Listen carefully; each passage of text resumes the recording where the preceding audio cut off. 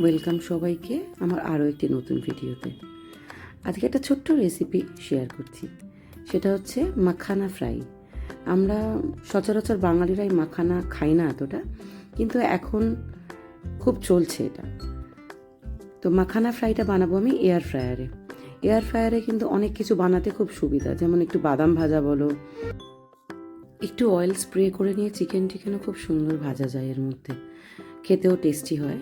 অনেক সময় ড্রাই হয়ে যায়, কিন্তু তার জন্য একটু ভালো করে ম্যারিনেট করতে হয়।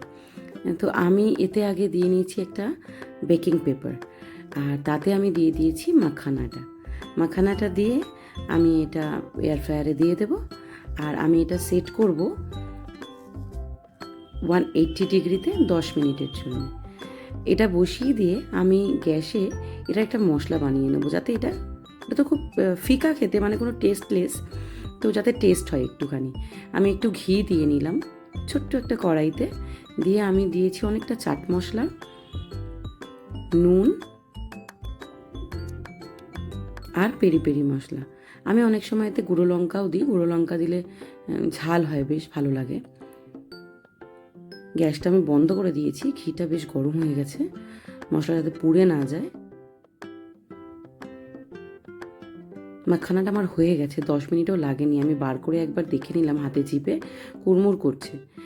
আমি একটা কন্টেনারে ঢালবো, তার আগে আমি বাটিতে না মশলাটা মিশিয়ে নেব।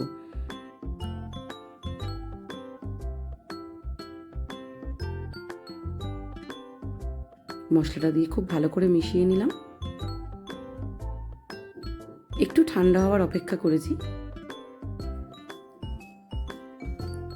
এটা অনেক দিন চলে যাবে। এখন আমি কন্টেনারে ঢেলে রাখলাম, আর একটু বাটিতেই রাখলাম, যেটা আমি এই সন্ধ্যাবেলা চা দিয়ে খাবো। রোজ আমি বালিতে ভাজা চিড়ে আর বাদাম ছোলা এইসব খাচ্ছিলাম, অনেক দিন ধরে খাচ্ছি এক জিনিস, তাই আজকে একটু মাখানা ফ্রাই করে নিলাম। মাখানা আর চা, কোনো একদিন মাখানা চাটের রেসিপি আমি শেয়ার করব। টাটা।